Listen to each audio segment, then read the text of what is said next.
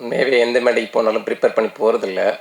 ஆனால் இந்த மேடை ரொம்ப முக்கியமான மேடைங்கிறதுக்காண்டி எப்படி தமிழிசை மேடம் புக்கு படித்து எக்ஸாமுக்கு ப்ரிப்பேர் பண்ணாங்களோ அந்த மாதிரி நான் ப்ரிப்பேர் பண்ணி தான் வந்தேன். தயாராக தான் இருந்தேன். ஆனால் சசி சாரோடைய பேச்சு இருக்குல்ல, அதோடைய முதல் பாகம் அது கேட்டதுக்கப்புறம் நான் ரொம்ப உடஞ்சிட்டேன். நான் பேச வந்தது இப்போ எல்லாமே மறந்து போயிடுச்சு. ஏன்னா எனக்கு சசி சார் அவ்வளோ ஸ்பெஷல். அவர் கலங்கி பேசினா கூட என்னால் தாங்கிக்க முடியாது. அப்பேற்பட்ட சசி சார் முன்னெடுத்த விழா தான் இது. நான் இந்த விழாவை பற்றி அவர் பேச்சு எடுத்தப்போ வேணவே வேணாம் சார் அப்படின்னேன்.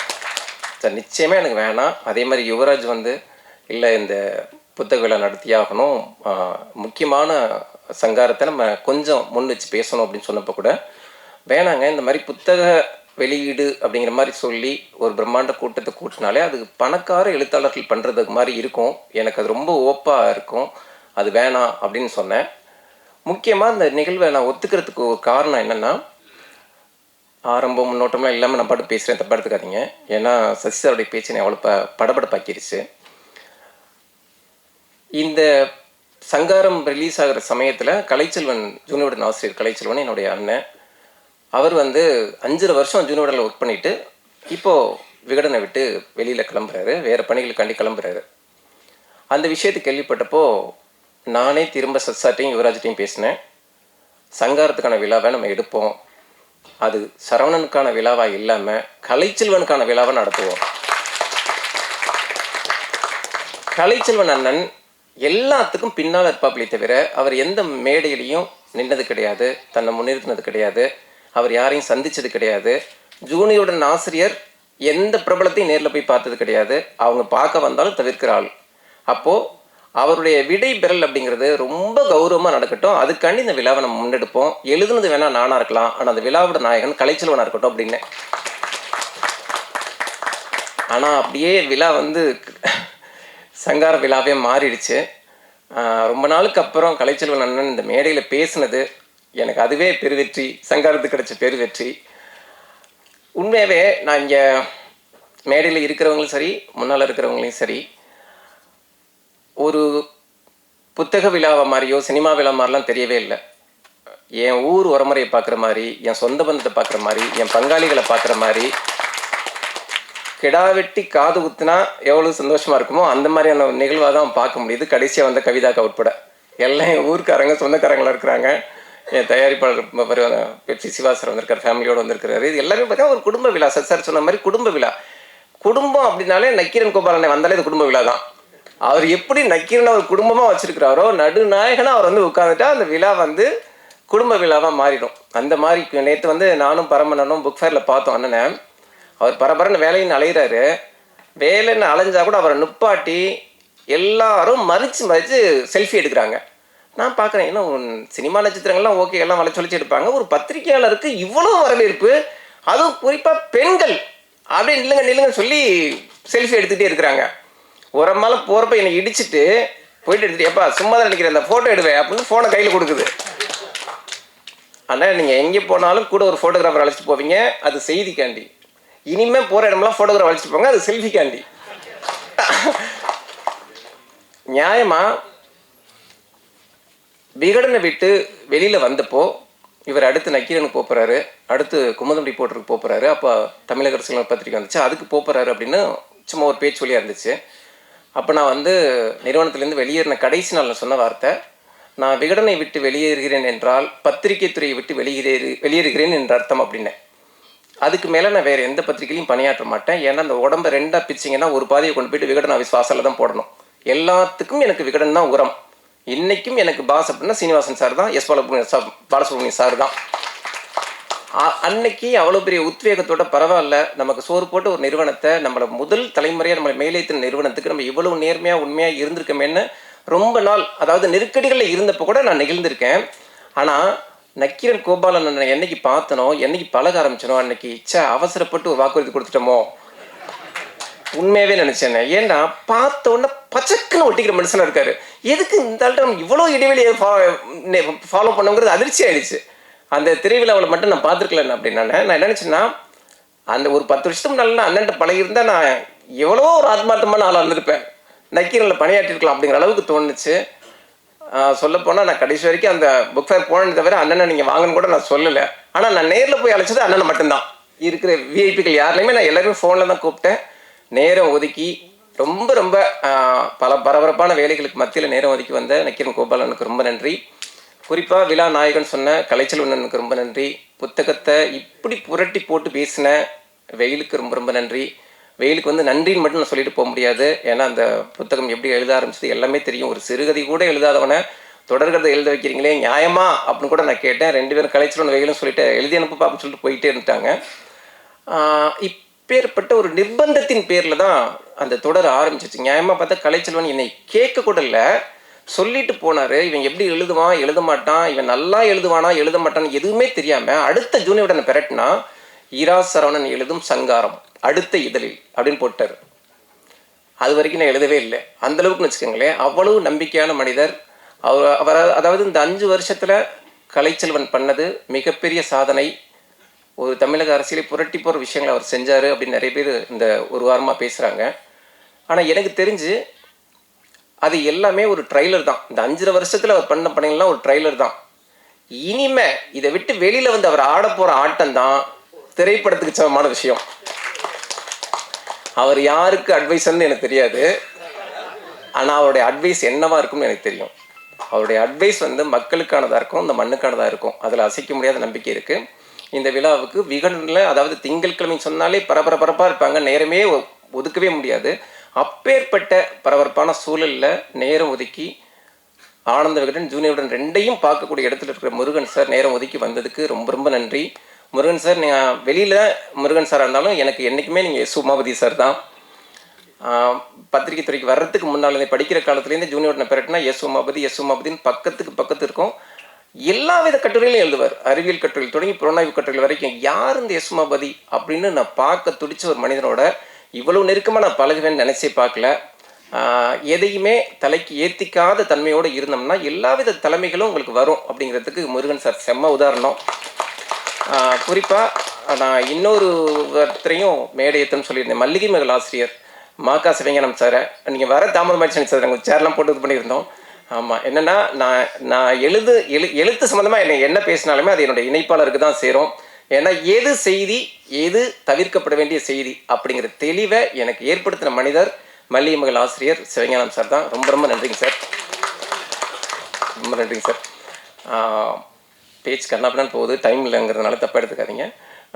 அப்புறம் மேடம் சொன்ன மாதிரி 2 நாளைக்கு முன்னால் தான் அவங்களுக்கு ஒரு குறுந்தகவல் அனுப்பிச்சேன் தமிழிசை மேடம்க்கு. இந்த மாதிரி நான் வந்து இரா சரவணன் அப்படின்னு சொல்லி ஒரு முன்னோட்டத்தோடு அனுப்பிச்சேன். அவங்க ஒரு விழாவில் இருக்கிறாங்க, ஆனால் அதையெல்லாம் விட்டுட்டு சரவணன் அப்படிங்கிற குரல் மட்டும் வந்துச்சு. நான் அவங்கள்ட்ட பேசுகிறது கிட்டத்தட்ட 11 வருஷத்துக்கு அப்புறம். 2 நாள் 3 நாள் பேசாட்டியே நட்பு அருந்து போயிடுது. இப்பேற்பட்ட காலத்தில் 11 வருஷத்துக்கு அப்புறம் நான் வந்து ஒரு குறுந்தகவல் அனுப்பிச்சிறேன். அதுக்கு அவங்க அனுப்பிச்ச ரிப்ளை, வயசே ஏறாமல் இருக்க வர வாங்கி வந்தாங்களோ என்னவோ, எப்போது பார்த்தாலும் அப்படியே இருக்கிறார் அழகிய தமிழச்சி. இது நான் அந்த மேடைக்காக பேசலை. இதுவுமே நான் வந்து 15 வருஷத்துக்கு முன்னால் ஆனந்த விகடனில் ஒரு கட்டுரை எழுதினேன், தமிழச்சி மேடமோட பேட்டி. அந்த பேட்டிக்கு நான் எழுதின முன்னுரை, 15 வருஷத்துக்கு நான் எழுதின முன்னுரை இன்னைக்கும் அப்படியே பிறந்தது மேடம்க்கு. அவங்க வைக்கப்படுறத பார்த்தா இன்னும் 20 வருஷம் கழிச்சோ பிறந்தும் போல இருக்கு.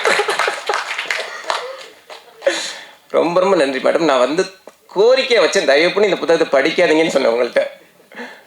ஏன்னா படிக்கிறதுக்கான அவகாசம் கொடுக்காம கையில் வச்சு திணிக்கிறது இருக்குல்ல, ரொம்ப கொடுமையானது. மேடம் தயவு பண்ணி படிக்க வேண்டாம், படிக்காமல் வாங்க, நீங்கள் பொதுவான விஷயங்களை பேசுங்க, அதுவே இந்த நிகழ்வுக்கு கூடுதல் சிறப்பை கொடுக்கும் அப்படின்னு நான் வந்து கேட்டேன். ஆனால் அவங்க வந்து இவ்வளோ பக்கங்கள் சம்மனஸ் வரைக்கும் நீங்கள் படிச்சிங்கன்னு சொன்னோன்னா ரொம்ப அதிர்ச்சி ஆகிட்டேன் மேம்.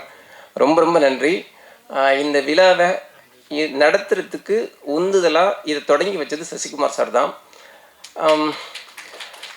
சசிகுமார் சாருக்கு வந்து நான் தேங்க் பண்ணுறதுலாம் ரொம்ப செயற்கையாக போலியாக இருக்கும். ஏன்னா என் குடும்பத்தில் பிறக்காத அண்ணன் அவர். இந்த அளவுக்கு இந்த பேச்சிலான குளறவும் அவர் தான் காரணம். ஒரு மாதத்துக்கு முன்னால் ஃபோன் பண்ணி, நாளைக்கு நீங்களும் கலாவும் வீட்டுக்கு வரீங்களா அப்படின்னு கூப்பிட்டாரு. சரி ஓகே சார் அப்படின்னு சொல்லிட்டு கலாட்ட சொன்னேன். ஏதோ விருந்து பண்ணுறாரு போல இருக்கு, போயிடலாம்னு சொல்லிட்டு நாங்கள் போனோம்.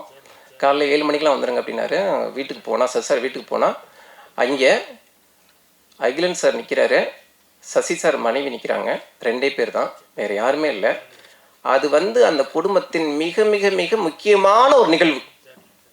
மொத்த கூட்டத்தை கூட்டி ஆர்ப்பரிக்க வேண்டிய ஒரு நிகழ்வு. ஆனால் யாரையுமே கூப்பிடாம அவர் கூப்பிட்டது அகிலன் சாரையும் என்னையும் கலாவை மட்டும்தான்.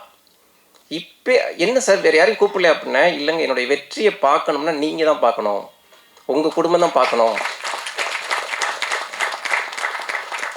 இதை விட இதுக்கெல்லாம் இதான் நான் என்ன பண்ணியிருக்கேன்னு தெரியல. சசி சார் சொல்கிற மாதிரி ஒரு நல்ல வெற்றி படத்தை அவருக்கு கொடுக்கறது தான் சரியான நன்றி கடனாக இருக்கும்னு நான் நினைக்கிறேன். குறிப்பாக சசி சார் என் மேலே உள்ள அக்கறையில், என் மேலே உள்ள அன்பில் சூரியனை கதை கேட்கல அப்படின்னாரு. உண்மையாகவே சொல்கிறேன், சூரியனை என்கிட்ட ஒரு நாள் முழுக்க பேசினேன். சசி சார் சங்காரம் கேட்டுட்டு இதை போயிட்டு நீங்கள் சூரியக்கு சொல்லுங்கள் அப்படின்ட்டாரு. நானும் சூரியனை பார்க்க போயிட்டேன். சூரியனை நான் சாயங்காலம் 6 மணிக்கு பார்க்க ஆரம்பித்தேன். சூரியனை விட்டு நான் வெளியில் வர்றப்போ காலையில் 6 மணி. நைட்டு முழுக்க பேசினோம். ஆனால் நான் கதை நான் சொல்லலை.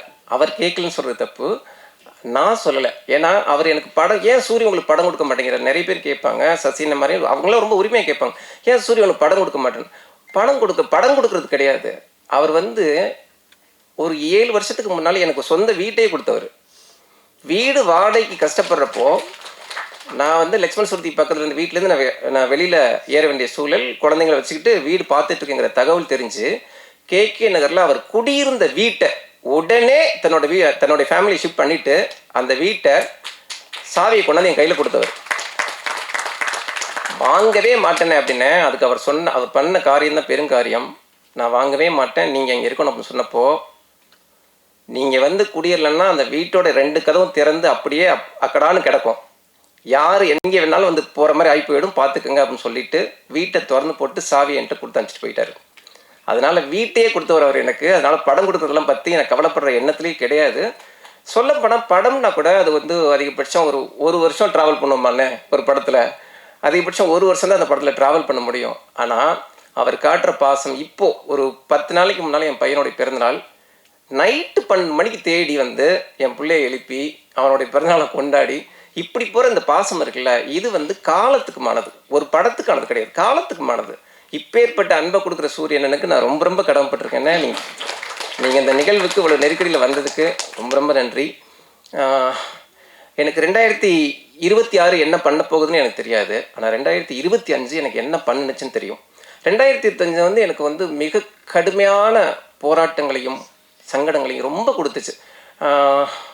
குறிப்பாக சொல்லப்போனால் ஒரு 2 மாதத்துக்கு முன்னால் வெயில் எனக்கு ஃபோனில் பேசுகிறப்போ, வெயிலை நான் நிறைய பேசியிருந்தாலும் பண்ணால் அதிகபட்சம் நான் பார்க்குற 5வது சந்திப்புன்னு நினைக்கிறேன். நாங்கள் பார்த்துக்கிட்டதே கிடையாது, நானும் வெயிலும் பார்த்துக்கிட்டதே கிடையாது. வெயில்கிட்ட நான் தனிப்பட்ட விஷயங்களை பகிர்ற ஆளும் கிடையாது. ஆனால் 2 மாதத்துக்கு முன்னால் வெயில்கிட்ட நான் பேசினப்போ, எங்கேயாச்சும் ஓடி போய் செத்து போயிடலாம் போல இருக்குது வெயில் அப்படின்னு. ரொம்ப ஒரு துயரமானது, என்னால் கடக்கவே முடியல. மொத்த துயரத்தை என்னால் சொல்ல முடியல. எங்கேயாச்சும் கண்காணாமல் ஓடி போய் செத்து போயிடலாம் தோணுது வெயில் அப்படின்னு. அவருடைய சங்காரத்துக்கு துணை நின்றது, சங்காரத்தை எழுத வச்சது, எல்லாத்துக்கும் முழுமுதல் காரணம் அவர் தான். ஆனால் அப்போ அவர் பேசிய வார்த்தைகள், எந்த பிரச்சனையும் நான் சொல்லலை. ஆனால் அதை புரிஞ்சுக்கிட்டு, என்னுடைய சங்கடத்தை புரிஞ்சுக்கிட்டு, அதுக்கு என் தலையில் வேப்பல் அடிக்கிற மாதிரி, என் நெத்தியில் தைலம் தடவுற மாதிரி அவர் சொன்ன வார்த்தைகள் தான் இந்த விழா வரைக்கும் என்னை நிற்க வச்சிருக்கு. ரொம்ப ரொம்ப நன்றி வெயில். கிட்டத்தட்ட ஒரு மனநல மருத்துவர் அளவுக்கு நீங்கள் பண்ண உதவி என் வாழ்நாளில் மறக்க முடியாது. ரொம்ப நன்றி. அப்பேற்பட்ட சூழலை தான் குறிப்பாக சொல்ல வந்தது பாதியில் மறந்துட்டேன். 2026 எனக்கு என்ன பண்ண போதுன்னு தெரியாது. 2025 எனக்கு மிகப்பெரிய ஒரு உதவியை பண்ணியிருக்கு அப்படின்னா, எனக்கு தம்பி யுவராஜை என்னுடைய பெரிய நண்பனை மாற்றிருக்கு. யுவராஜ் வந்ததுக்கு, அதாவது சரவணனுடைய லைஃப்பை நீங்கள் எழுதலைன்னா யுவராஜ் வருகைக்கு முன்பு, யுவராஜ் வருகைக்கு பின்பு அப்படி எழுதலாம். அந்த அளவுக்கு தமிழ் சினிமாவில் அத்திப்பூத்த அபூர்வ மனிதர்களில் ஒரு ஆளாக இருக்கார் யுவராஜ். இந்த விழாவை முன்னெடுக்கவும் முழுக்க இந்த யுவராஜ் பண்ணுறது தெரியும் உங்களுக்கு, இந்த யுவராஜ் பண்ணது உங்களுக்கு தெரியாது. அந்த 2 யுவராஜுக்கு என்னுடைய நன்றியை தெரிவிச்சுக்கிறேன். குறிப்பாக மிக முக்கிய மனுஷியை மறந்துட்டேன், தப்பா எடுத்துக்காதீங்க, மன்னிச்சுக்கோங்க. அவங்க ஒரு IAS அகாடமி நடத்துகிற ஒருத்தங்க.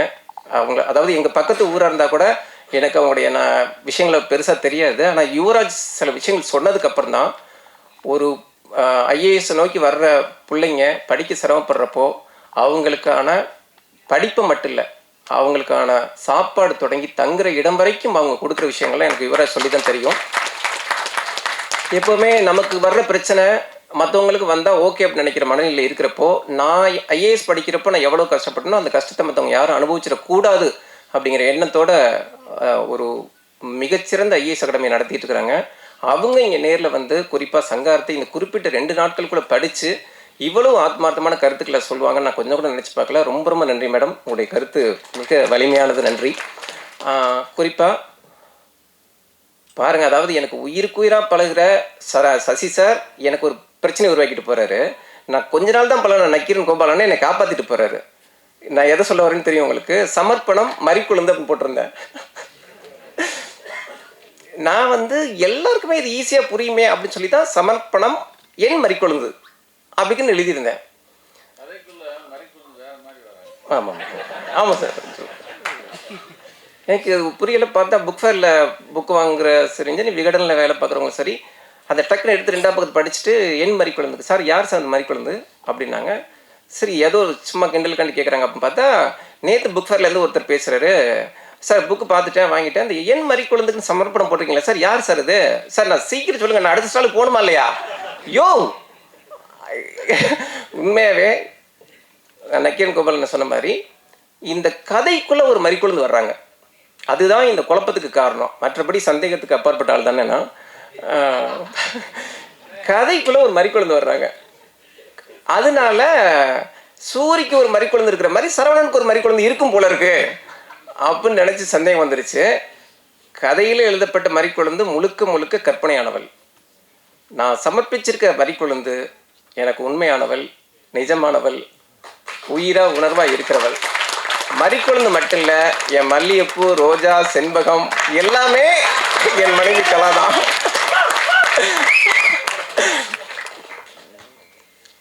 இந்த சங்காரம் உருவாக அந்த சம்சாரம் தான் காரணம். அதனால சசிகுமார் சார் தைரியமாக நம்பலாம் சார். ரொம்ப ரொம்ப நன்றி. குறிப்பாக வந்து ஒரு சம்பவம், இந்த சங்காரம் படை சார் அவங்க சந்தேகப்பட மாட்டாங்க சார், அப்புறம் தான் ஏமாத்தலாம். குறிப்பாக சங்காரத்தை பற்றி சொல்ல எதுவுமே சொல்ல முடியல டைமில். சங்காரம் எழுதப்பட காரணம் என்ன அப்படின்னா, வெயில் சொன்னார்ல ஒரு சம்பவம். அந்த சம்பவம் வந்து நேருக்கு நேராக நான் வந்து கேள்விப்பட்ட ஒரு கொலையை நிகழ்த்திய ஒரு இளைஞன் எனக்கு ரொம்ப நெருக்கமானவன். அவன் சொல்கிறான், ஆனால் நம்ம வந்து நான் கொலை எல்லாம் பண்ணிட்டோம், விரட்டி போய் வெட்ட போகிறோம். அந்த பையன் தாட்டிக்கான பையன் ஓடுறான். ஓடுனவன் நாங்கள் 6 பேர் துரத்துறோம், அவன் ஓடுறான். ஓடினவன் ஒரு இடத்துல அப்படியே யூட்டன் போட்டு நிற்கிறான், திருப்பி நிற்கிறான். அப்படிங்கிறப்போ நாங்கள் பயந்துட்டோம்னே, ஏன்னா இந்த மாதிரி ஓடுற யாரும் இப்படி திரும்பி நின்றது கிடையாது, பயந்துட்டோம். ஒன்று நம்மளை பதிலுக்கு அட்டாக் பண்ண போகிறான் அப்படின்னு நினைக்கிறப்போ அவன் அட்டாக்லாம் பண்ணலைண்ணே. மூச்சு வாங்க அப்படி நின்றுட்டு, என்னை கொலை பண்ணாதீங்கன்னு உங்களை நான் கெஞ்ச மாட்டேன், உங்கள்கிட்ட நான் தப்பிக்கவும் முடியாது, 6 பேர் என்னை சுற்று போட்டிங்க, உங்கள்கிட்ட தப்பிக்கவும் முடியாது, நீங்கள் என்னை தாராளமாக வெட்டுங்க. நான் கேட்குற ஒரே ஒரு கேள்வி, எதுக்காக என்னை வெட்டுறீங்க? நீங்கள் யார்? உங்களை நான் பார்த்ததே இல்லை, யார் என்னை வெட்ட சொன்னான் அப்படின்னு இப்பேற்பட்ட சூழலில் நெஞ்சு நிமித்தி ஒருத்தன் கேட்குறான். கேட்டவன் அந்த கேள்வியை முடிக்கிறதுக்குள்ளே அவன் கழுத்தில் விழுவுது அருவா, செத்து போயிடுறான். அந்த கொலையை பண்ண தம்பிட்ட நான் தான் கேட்டேன், நீங்கள் கொலை பண்ணுறதுன்னு ஆயிடுச்சு. அவன் கேட்ட கடைசி கேள்விக்கு பதில் சொல்லிட்டாச்சும் கொலை பண்ணியிருக்கலாமே. ஏன்னா அவன் கேட்குறப்ப சொல்கிறான், இந்த ஓடி வந்த அவகாசத்துக்குள்ளே என்னை கொலை பண்ண யார் தூண்டியிருப்பா அப்படின்னு நான் யாரையோ யோசிக்கிறேன். என் நட்பு ஓட்டத்தில் இருக்க யாரோ சந்தேகத்துக்கு வர்றாங்க. கடைசியாக 4 நாளைக்கு முன்னால் என் பொண்டாட்டிகிட்ட போட்ட சண்டை வரைக்கும் எனக்கு ஞாபகம் வருது. ஒருவேளை என் பொண்டாட்டி தான் கூலிப்பட வச்சு நீ கொல்றாளோ அப்படிங்கிறலாம் சந்தேகம் வருது. அதனால தான் கேட்குறேன், யார் என்னை கொல்ல சொன்னதுன்னு கேட்குறப்போ இவன் வெட்டிட்டான். இப்போ நான் தான் கேட்குறேன், அதை சொல்லியிருக்கலாமேப்பா அப்படின்னா, தெரியாதுண்ணே அப்படின்னா அந்த பையன், தெரியாதுண்ணே, எங்களுக்கு வந்து அவருடைய ஃபோட்டோ வந்துச்சு, அவருடைய முகவரி வந்துச்சு, அவர் எங்கே நடமாடுவாருங்கிற தகவல் வந்துச்சு, நாங்கள் வெட்டினோம். அப்போது சாகிறவனுக்கு எதுக்கு சாகிறோம்னு தெரியாது, கொல்றவனுக்கு ஏன் கொல்றோம்னு தெரியாது. அப்படிங்கிறப்போ கூலிக்கு வேலை பார்க்குற மாதிரி கூலிக்கு கொலை பண்ணுற ஒரு கொடூரம் எந்த அளவுக்கு ஒரு பயிரோட சல்லிவேர் மாதிரி கூலிப்படை கும்பல்கள் இந்த மண்ணில் பரவி இருக்கிறாங்கங்கிற ஆபத்து மக்களுக்கு புரியணும்னு நினச்சேன். குறிப்பாக நீங்களும் நானும் எந்த காரணத்துக்காக வேணாலும் கொல்லப்படலாம், யாரால் வேணாலும் கொல்லப்படலாம், மிக குறுகிய தொகைக்காக கொல்லப்படலாம் அப்படிங்கிற அபாயத்தை சொல்ல தோணுச்சு. இப்பேற்பட்ட ரவுடிச கதை தான் அப்படின்னா கூட முழுக்க முழுக்க இந்த கதையின் திருப்பங்கள் எல்லாத்தையுமே பெண்கள் தான் தீர்மானிப்பாங்க, பெண் கதாபாத்திரங்கள் தான் தீர்மானிப்பாங்க. கார்த்திகா, மறிக்கொழுந்து, சுமதி அப்படின்னு நிறைய பெண் கதாபாத்திரம், சம்மனஸ், இந்த மாதிரி நிறைய பெண் கதாபாத்திரங்கள் இருக்கும். இந்த கதை போகிறப்பெல்லாம் கிட்டத்தட்ட ஒரு ஸ்டேரிங் மாதிரி அவங்க தான் அந்த கதையோட திருப்பத்தை தீர்மானிக்கிறவங்களா இருப்பாங்க. ஏன் அப்படின்னா, பெண்களை நீங்கள் ஒருபோதும் கணிக்கவே முடியாது. நீங்கள் என்னதான் கிட்ட கணவராக கூட வாங்க, காதலனாக இருங்க, நண்பராக இருங்க, எப்படி வேணாலும் இருங்க. ஆனால் ஒரு பெண்ணின் உள் மனதுக்குள் போயிட்டு அவங்க என்ன நினைக்கிறாங்க, அவங்க என்ன செய்ய போகிறாங்க அப்படிங்கிறத நீங்கள் கண்டுபிடிக்கவே முடியாது.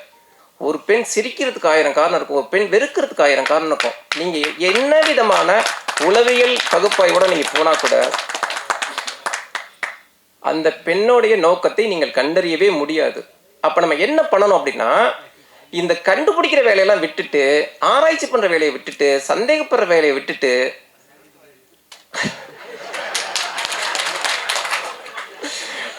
நான் நிறைய வார்த்தையில் சொல்ல நினைச்சேன், ஒரே வார்த்தையில் சொல்லிட்டாரு, சரண்டர் ஆயிருங்க. நீங்கள் எவ்வளவு அன்பு வைக்கிறீங்களோ, எவ்வளவு காதல் வைக்கிறீங்களோ, அவ்வளவு நம்பிக்கையை அந்த பெண் மீது வையுங்கள். அதுதான் அவங்கள நம்ம நான் பெண்கள், அதாவது ஆணுக்கு உடல் வேறு மனம் வேறுன்னு சொல்லிடலாம், ஆனால் பெண்ணுக்கு அப்படி சொல்லவே முடியாது. நான் பெண்ணுடைய மனநிலையில் இருந்து நிறைய எழுதியிருக்கதா வெயில் சொன்னார். நிறைய பெண்கள்கிட்ட பேசி பேசி பேசி எழுதின விஷயந்தான் அது. அது அவங்களுடைய முழு விஷயங்களை கேட்டறிஞ்சு எழுதின விஷயந்தான் அது. குறிப்பாக சங்காரம் வெளிவந்தப்போ நிறைய பெண் வாசகிகள்கிட்டேருந்து எனக்கு ஃபோன் வந்துச்சு. அது எனக்கு பெரிய ஆச்சரியமாக இருந்துச்சு. ஏன்னா பெரும்பாலும் அப்படி பேச மாட்டாங்க, ஒரு நாவல் படிச்சப்பெல்லாம் பேச வாய்ப்பு இல்லை. குறிப்பாக ஒரு மாவட்டத்துலேருந்து பேசின ஒரு சகோதரி, உங்களை பார்க்கணும் அப்படின்னாங்க. முடிஞ்ச மட்டும் தவிர்க்க பார்த்து திரும்ப சரி இவ்வளோ தூரம் வர்றாங்களே சொல்லி பார்த்துட்டேன். அப்போ அவங்க சொன்னது, கிட்டத்தட்ட நானும் மறிக்கொழுந்து தான், எனக்கு அந்த குற்ற உணர்வு நிறைய உண்டு. ஆனால் இந்த நாவல் படிக்க ஆரம்பித்து பாதி போனதுக்கப்புறம் அந்த குற்ற உணர்வுலேருந்து நான் கம்ப்ளீட்டாக வெளில வந்துட்டேன் சார் அப்படின்னாங்க. சங்காரம் அன்னைக்கே சாதிச்சிருச்சுன்னு நான் பெருசாக நம்பினேன். அது இன்னைக்கு இவ்வளவு பெரிய விழாவாக மாறுற அளவுக்கு வந்ததில் மிகப்பெரிய சந்தோஷம். அந்த சகோதரிக்கு என்னுடைய உளமார்ந்த நன்றியை இந்த மேடையில் தெரிவிச்சுக்க கடமைப்பட்டிருக்கேன். இந்த நிகழ்வுக்கு நான் பேர் சொன்ன மனிஷா தொடங்கி எத்தனையோ பேர் என்னுடைய கதாநாயகன் மாதவன் தொடங்கி, அண்ணன் சவுந்தர் தொடங்கி, செந்தில், எல்லாம் அவ்வளோ பேர் சொல்ல சார், கிஷோர் சார் தொடங்கி சொல்லிக்கிட்டே இருக்கலாம், சத்யா சார் தொடங்கி எல்லா பேர் சொன்னாலும் யார் பேராச்சும் விடுபட்டு போயிடும். தயவு பண்ணி தப்பாக எடுத்துக்காதீங்க, மன்னிச்சுக்கோங்க. எங்கள் அக்கா நடக்க வந்திருக்காங்க, குழந்தைங்களோட வந்திருக்காங்க. என்னுடைய மொத்த குடும்பம் வந்த மாதிரி எங்கள் அக்கா வந்துருக்கிறத நான் பார்க்குறேன். ரொம்ப நன்றிக்கா. அவங்க வந்து ஸ்கூலில் டீச்சராக இருக்கிறாங்க. ரொம்ப நன்றி. எல்லாருக்கும் தனிப்பட்ட விதத்தில் நன்றி சொல்ல கடமைப்பட்டிருக்கிறேன்.